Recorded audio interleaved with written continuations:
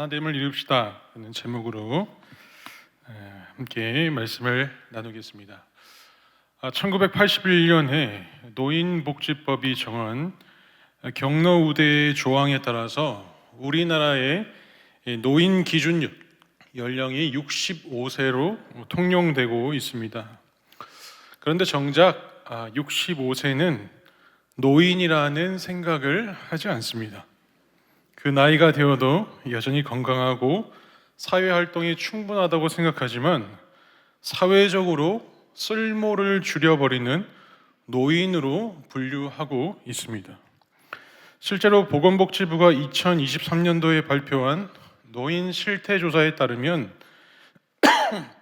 노인이 스스로가 노인이라고 생각하는 연령은 72세라고 합니다. 그런데 또 72세인 분들에게 여쭤보면 부분적으로는 인정하고 부분적으로는 인정하지 않는다는 겁니다. 그러면 교회 안에는 어떨까요? 목회데이터 연구소에서 2024년 6월 표본 1000명을 대상으로 해서 개신교인의 신앙 의식을 조사한 설문 리서치가 있습니다. 이때 여기 있었던 질문의 내용이 뭐냐면 교회 사역이나 교회 활동에 참여할 수 있는 최대의 나이는 몇 살이라고 생각하냐라는 질문이었습니다. 이 중에 이제 목사님들이 응답했을 때 72세가 최대의 나이다라는 응답을 했고, 그리고 평균적으로 교인들은 69세까지가 사역의 최대의 나이다라고 답변을 했습니다. 그런데 또 이 중에 고령화에 속해 있는 교인들이 답한 나이는 77세까지는 사역을 할 수 있다, 이런 답변을 내놨습니다. 그러니까 목회자나 교회 식구들이 생각하는 것보다 고령의 나이에 속해 있는 교인들은 더 오래 사역할 수 있다라고 인식하고 있었고, 그만큼 사역의 의지가 강하다라는 것을 보여줍니다. 그러나 실제로는 70대 후반까지 교회 사역에 참여하시는 분은 그리 많지 않습니다. 왜 그런가 하니 심리적인 위축이 한몫하고 있는 것 같습니다. 물론 교회에서 나이 많은 성도님들을 외면하고 무시하는 것은 아니지만 연세가 높으신 분들 스스로가 젊은 사람들이 있는 곳으로 가면 스스로가 위축감을 느낀다는 거죠. 만 65세 이상 남녀 성도 표본 2000명을 대상으로 조사를 해보니까 노인 10명 중에 4명은 스스로가 모임에 가면 내가 낄 자리가 아닌 것 같다라는 생각이 든다고 합니다. 그런데 요즘 사회를 보면 65세 이상을 이제는 노인으로 취급하지 않습니다.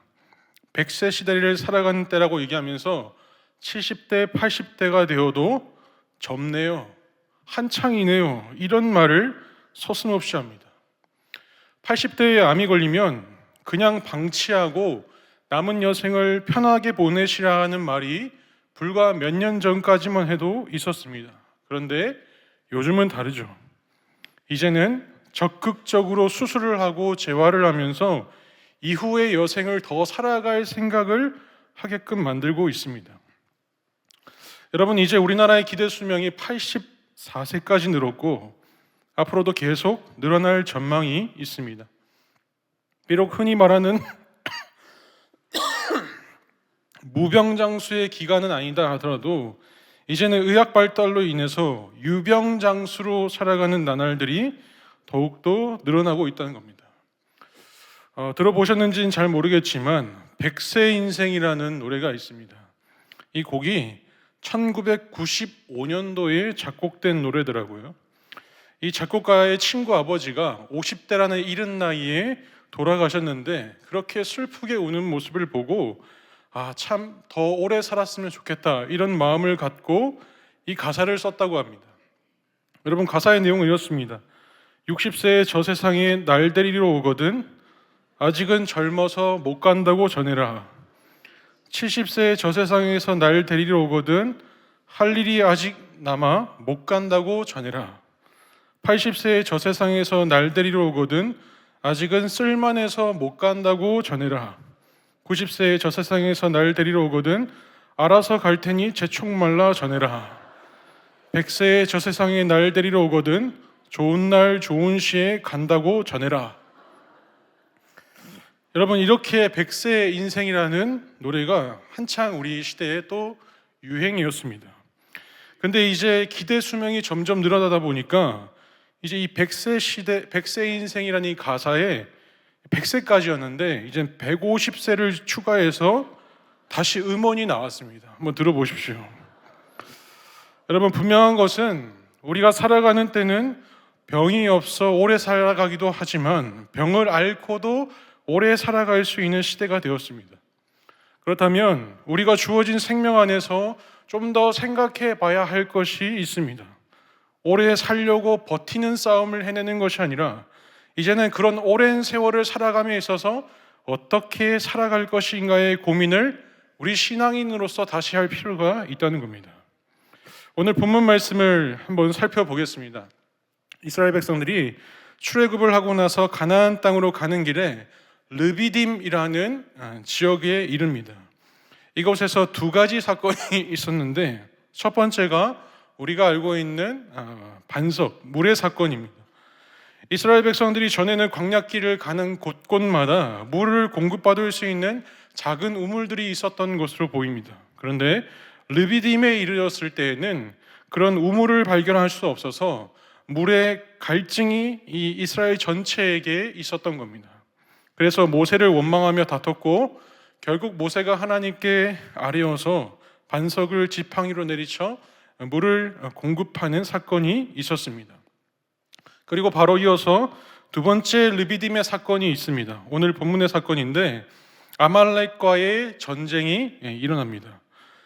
이 르비딤에서 물을 공급받는 사건은 사실 이방 사람들에게는 적지 않은 두려움이었습니다. 하나님의 역사를 등에 업어서 언제든지 자신들을 공격할지도 모른다는, 국가의 안정을 위협한 세력이 될지도 모른다는 인식을 이 이방인들이 하게 된 겁니다. 이 무리바에서 물을 내는 그 사건을 보고 이 사람들이 심각하게 여긴 거죠.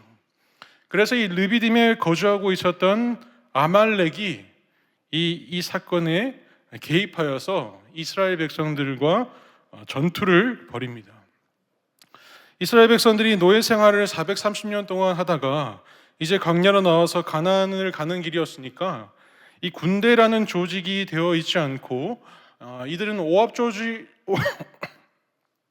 이들은 그들의 세력 가운데에서 아무런 훈련받지 못한 오합지졸과 같은 존재였던 거죠. 그래서 아말렉이 공격을 하면 정황상 이스라엘은 모두 완패를 해야 되는 상황인 거죠. 근데 이때 모세가 여호수아에게 전쟁터에서 이스라엘 백성들을 뽑아서 함께 나가 싸워라 라는 명령을 합니다. 그리고 모세는 산으로 올라가서 두 손을 들어 올립니다. 여기서 모세가 손을 들어 올리는 행동이 이 본문에는 정확히 나와 있지 않지만 이 다른 성경을 통해서 이게 무슨 행동인가를 추측할 수 있습니다. 시편 28편 2절 말씀을 우리 한번 읽어보겠습니다. 시작.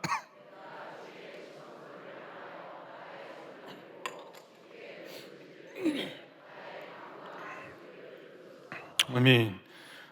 손을 들고 주께 부르짖을 때 간구하는 소리를 들으소서. 그리고 디모데전서 2장 8절의 말씀을 보면 각처에서 남자들이 분노와 다툼이 없이 거룩한 손을 들어 기도하기를 원하노라. 이렇게 나와 있어요. 지금 우리가 두 절의 말씀을 봤는데 이 두 절의 말씀을 보면 기도할 때에 손을 올린다라는 표현을 사용하고 있습니다. 그런데 또 다른 구문을 찾아보니까 시편 61편 4절과 시편 134편 2절 말씀을 보면 찬송하는 문맥에서도 손을 들어 올린다라는 표현이 있습니다. 그런데 우리가 여기서 살펴볼 것은 모세가 광야 생활을 하면서 어려운 일을 당할 때마다 그 문제를 놓고 하나님께 부르짖었었던 패턴이 있었습니다. 따라서 이 과거의 광야길 가운데에서 행적을 따라와 보면 아말렉과 전쟁을 치르는 이 순간도 이스라엘 가운데 큰 위기 상황이었기 때문에 하나님께서 이 전투에 개입하달라는 요청의 의미로, 부르짖음의 의미로 이 두 손을 들어올린 것은 하나님을 향하여서 기도한다라는 말로 우리가 이해할 수 있는 거죠. 그래서 이 모세가 손을 들어 올렸다라는 의미의 기도를 포함하면 기도를 하자 놀랍게도 이스라엘이 전쟁을 이기는 이 상황이 발생하고 있는 겁니다. 그런데 모세가 팔이 아파서 손을 내리면 이스라엘이 전쟁에 후퇴하고 지는 싸움을 하고 있는 겁니다. 여러분, 모세가 하나님께 부름을 받고 사명을 시작했던 나이가 80세이지 않습니까? 그러니까 계속 팔을 들어 올리는 것은 육체적으로는 큰 부담이고 무리였습니다. 그런데 중요한 것은 모세가 산에 혼자 오르지 않았죠. 같이 동행했던 사람이 있었는데 그 사람이 바로 아론과 훌입니다. 아론과 훌은 모세가 힘이 드니까 돌을 구해서 모세를 그 자리에 앉히고 모세의 양팔을 아론과 훌이 하나씩 붙들어서 내려오지 못하게 하였습니다. 모세는 결국 이들의 도움으로 해가 질 때까지 손을 들고 있을 수 있었고 그 결과 여호수아가 이끄는 군대가 아말렉을 물리치는 역사가 일어납니다. 여러분, 이 아말렉과의 전쟁에서 승리를 허락해 주시는 분이 분명 하나님이셨습니다. 그리고 이 아말렉과의 전쟁에서는 여러 조력자들이 있다라는 걸 알아야 됩니다. 모세는 자신이 들어올리는 손을 빌어서 하나님께서 싸우신다는 것을 알았기 때문에 하나님께 계속 손을 들고 기도하는 시간을 가져야 했습니다. 그리고 여호수아는 젊었기 때문에 전쟁에 나가서 싸우는 역할을 해야 했습니다. 오늘 본문에 직접적인 이름은 없지만 이스라엘 중에서 여호수아가 소집한 이스라엘 사람들도 있었죠. 여호수아에게 소집당한 이스라엘 백성들도 아말렉과의 전투에 참여한 사람이었습니다. 그리고 또 중요한 역할이 있습니다. 그것은 바로 아론과 훌이죠. 아론과 훌은 모세의 팔이 내려오지 않도록 좌우에서 붙잡았다라고 기록하고 있습니다. 여러분, 아론은 몇 살일까요? 아론이 모세보다 3살 많은 형이거든요. 모세가 80세였으니까 아론은 몇 살입니까? 83살입니다. 그리고 훌은 몇 살일까요? 성경에서 훌에 대한 정확한 정보가 기록되어 있지 않습니다만 요세푸스의 고대 유대사를 보면 훌은 미리암의 남편이다라는 기록이 남겨져 있습니다. 이걸 토대로 보면 미리암은 모세 위에 그리고 아론 위에 있는 누나이거든요. 그러니까 아론이 83세이면 미리암은 적어도 몇 살 이상입니까? 84세 이상입니다. 근데 훌이 미리암의 남편이니까 적어도 몇 살입니까? 85세 이상의 나이이다라는 걸 유추할 수 있습니다. 여러분, 이걸 통해 무엇을 깨달아야 합니까?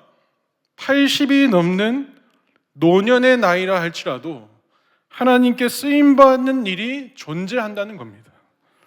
여러분, 우리가 하나님의 나라를 세워갈 때, 교회를 세워나갈 때 그 누구도 혼자서 독단적으로 세워갈 수 없습니다. 동력하고 협력해야 합니다. 모두가 지도자 모세가 되고 싶은 마음은 있겠지만 다 모세가 될 수는 없습니다. 어떤 사람은 모세처럼 지도자의 역할을 해야 하고 또 어떤 사람은 여호수아처럼 싸우는 자로 살아야 되고 또 어떤 사람은 여호수아에게 뽑힘당한 사람으로 순종해야 되고 또 어떤 사람은 아론의 역할을 또 어떤 사람은 훌의 역할을 해야만 하나됨을 이루고 오늘 아말렉의 승리처럼 이 완전한 승리를 거둘 수 있는 겁니다. 여러분, 하나님의 일하심 속에는 언제나 동력이 있어야 합니다. 혼자 모든 것을 다 할 수 있고 젊으면 다 할 수 있다고 생각하는 것은 교만입니다. 하나님께서는 성도들에게 각각의 은사와 달란트와 직임을 주셨는데 모두 제각각의 달란트와 은사를 주셨습니다. 왜 그렇습니까? 여러 은사를 가진 성도들이 마음을 합하여서 그리스도의 몸을 세워 나가는 것을 주님께서 원하시기 때문입니다. 에베소서 4장 11절 12절 말씀을 우리 다 같이 한번 읽어보겠습니다. 시작.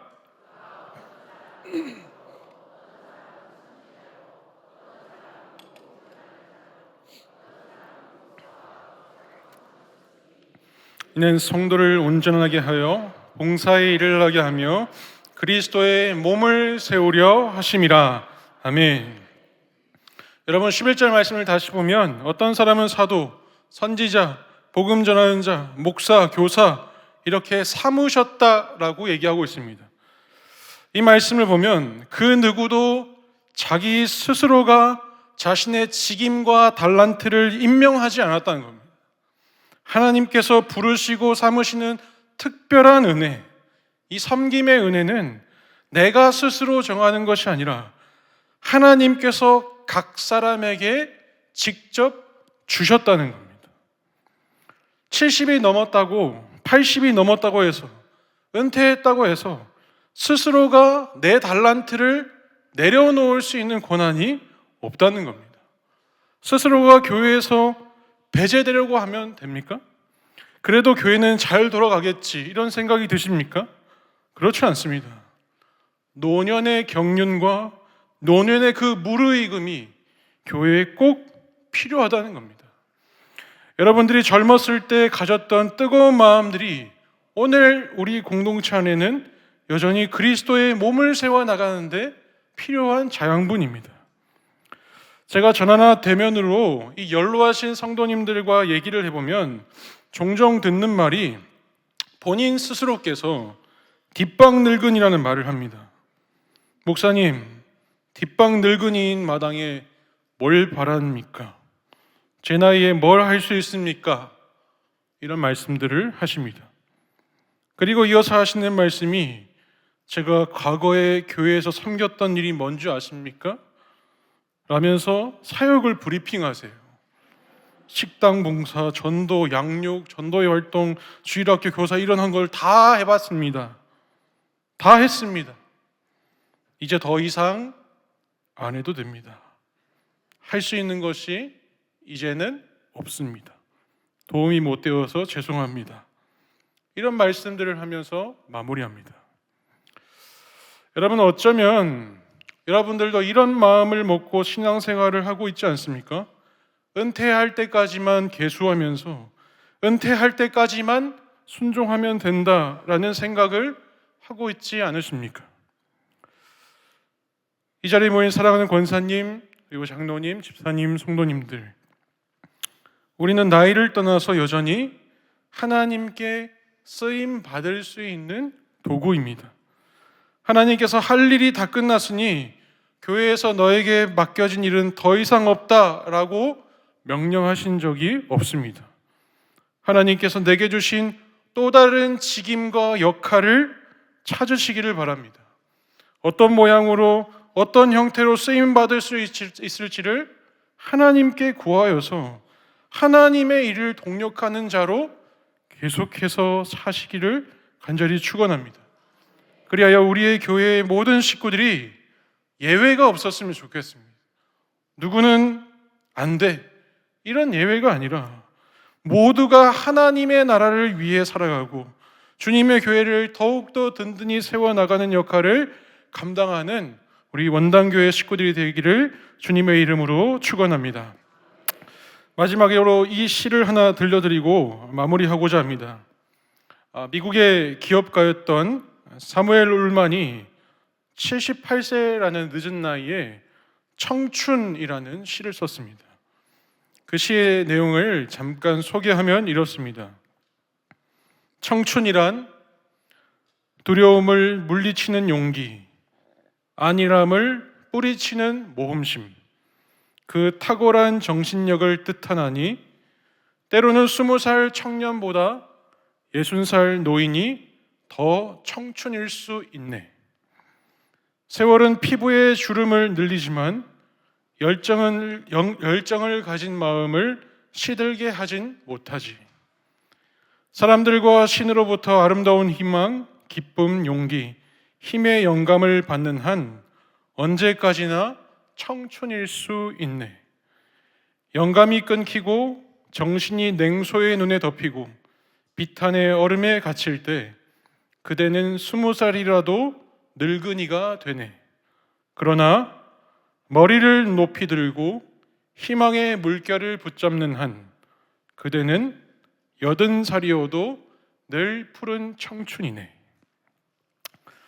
사랑하는 성도 여러분, 사랑하는 나오미 안나 여전도 회원 여러분, 은퇴하였고 기력이 약하여서 이제는 더 이상 중심부에 없다 할지라도, 이제는 예전만큼 분량이 줄었다 할지라도 우리는 여전히 그리스도의 몸을 세워나가는 같은 목적을 품고 살아가는 자임을 기억하시기를 바랍니다.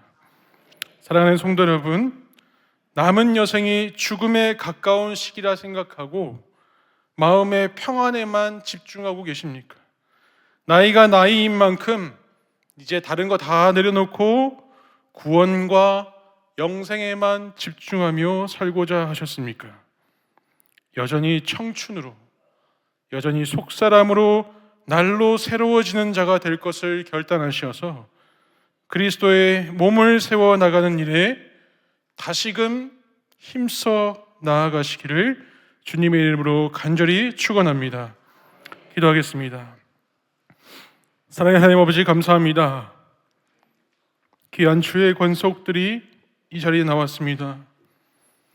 주님께서 우리에게 맡기신 소임과 달란트를 나이에 따라 소멸시키고 등한시 여겼던 우리의 교만함을 용서하여 주시옵소서. 우리의 생명 다하는 날까지, 우리의 갈 길을 다하기까지 주님의 몸된 교회를 세워나가는데 쓰임받는 자로 살아가게 하여 주시옵소서. 비록 육신이 말을 듣지 않고 마음이 예전 같지 않다 할지라도 지체로서의 본분을 잊어버리지 않고 늘 주님 앞에 순종하는 삶을 걸어가게 하여 주시옵소서. 거룩하신 예수 그리스도의 이름으로 기도드리옵나이다. 아멘.